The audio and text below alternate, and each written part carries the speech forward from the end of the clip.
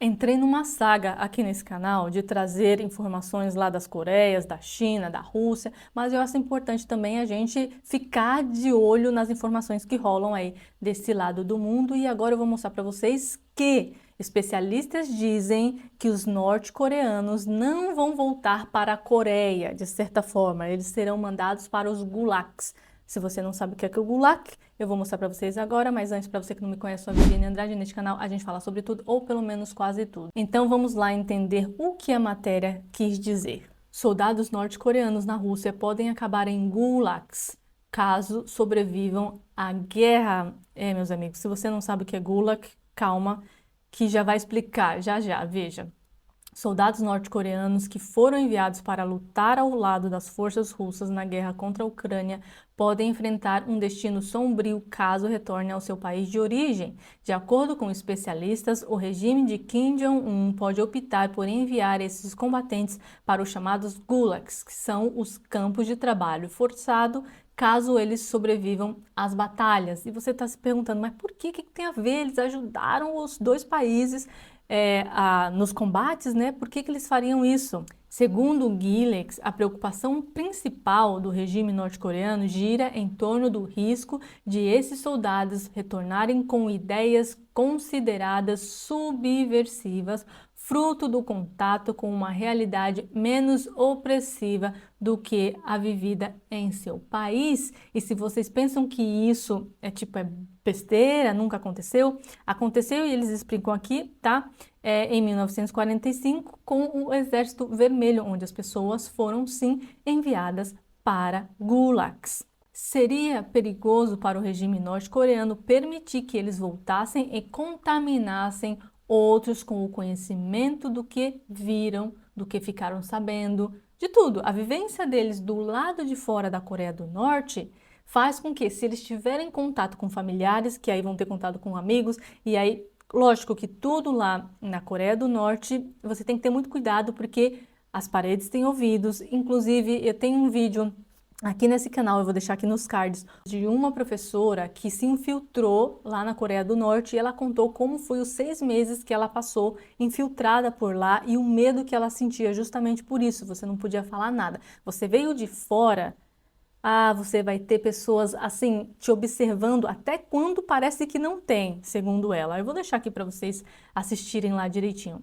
E aqui, ó, eles continuam. Há uma boa razão pela qual a Rússia manteve os soldados norte-coreanos em seu território até agora. Eles já tiveram problemas suficientes com seus próprios soldados russos que, ao entrarem na Ucrânia, perceberam como a vida é melhor fora da Rússia. Os indivíduos da Coreia do Norte provavelmente nunca serão autorizados a voltar para casa agora que experimentaram como é a vida fora da Coreia do Norte, mesmo que seja em razões da própria Rússia.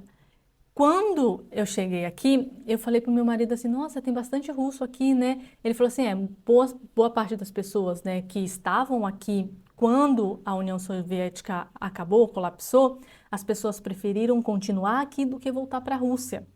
Então, as pessoas já se acostumaram aqui, porque aqui é bem melhor que lá. Lá na Rússia, só é bom na capital. Fora da capital, as pessoas lá são muito pobres.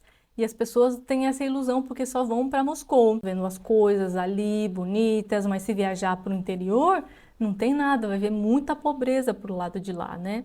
Aproximadamente 12 mil soldados norte-coreanos estão atualmente em solo russo. Historicamente, os gulags foram usados pelo regime soviético para punir pessoas consideradas uma ameaça ao sistema comunista. Segundo Giles, milhares de soldados soviéticos que retornaram da Europa após a Segunda Guerra Mundial, principalmente os que foram prisioneiros de guerra e os que se renderam, passaram por uma triagem em campos de concentração, onde sua lealdade ao sistema comunista foi meticulosamente avaliada. Muitos desses soldados acabaram em campos de trabalho forçado, os gulags, sob suspeita de serem traidores ou de terem colaborado com o inimigo.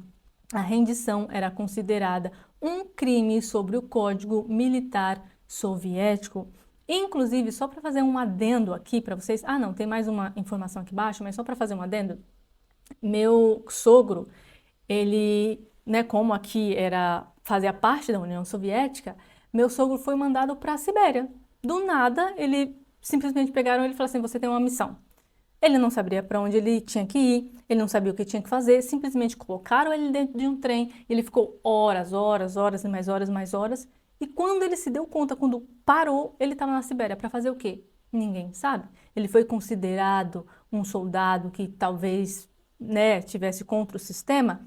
Não se sabe. A sorte é que nada aconteceu com ele lá. Ele ficou um tempo lá e logo depois acabou o período da União Soviética.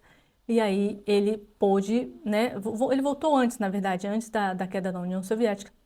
Mas ele simplesmente foi levado para lá, gente. Por quê? Não sabe. Até hoje ele não sabe. Mas graças a Deus não aconteceu nada, né?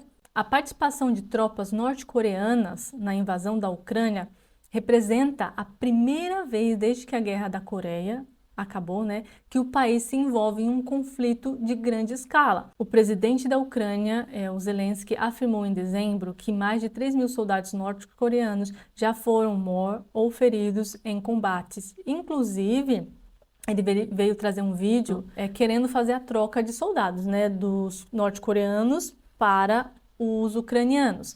E aí, o que aconteceu? Ele disse num desses vídeos, e aí eu vou passar aqui essas informações, porque está falando de informações de guerra e tudo mais. Esse aqui são as duas pessoas que foram entrevistadas. E aí, veja o que ele disse. A postagem no X de Zelensky incluía um vídeo de 2 homens que a Ucrânia diz ter sido soldados norte-coreanos capturados, falando por uma intérprete. Tudo isso que vou falar aqui para vocês foi a intérprete que traduziu.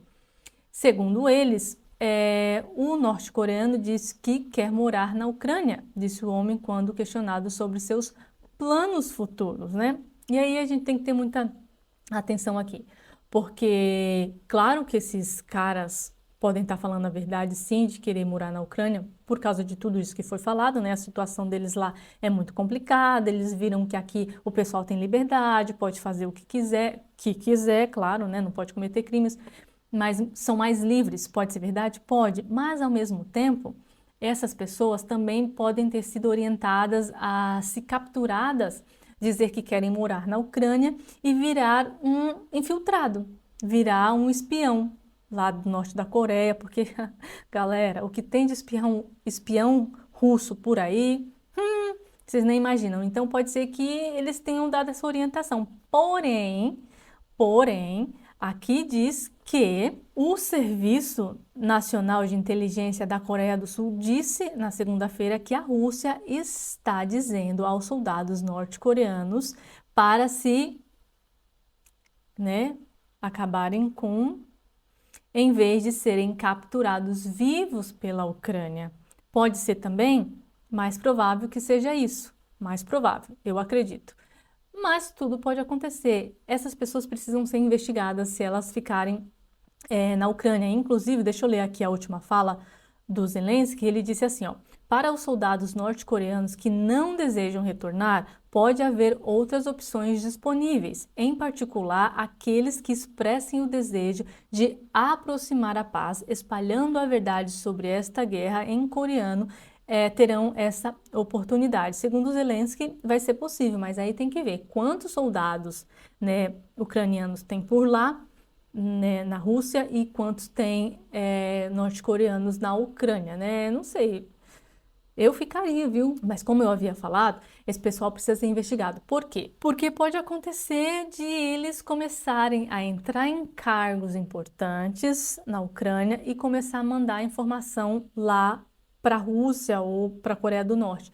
Tanto isso é uma preocupação que eu, quando cheguei aqui na Estônia, que foi me casar e tudo mais, pegar um visto, eles me deram um documento perguntando se eu não trabalhava para alguém lá na Rússia, se era espiã ou não, se eu trabalhava. Óbvio que se eu fosse uma espiã, as pessoas não vão declarar no papel, olha, eu sou, veja bem, não. Mas esse é uma prova que eles vão ter no futuro de que você disse que não era, mas de acordo com as informações que foram relatadas depois, sei lá, que eles descobriram, prova que você é mesmo, você dizendo que não é. Então eu tive que assinar um papel dizendo que eu não era uma espiã russa.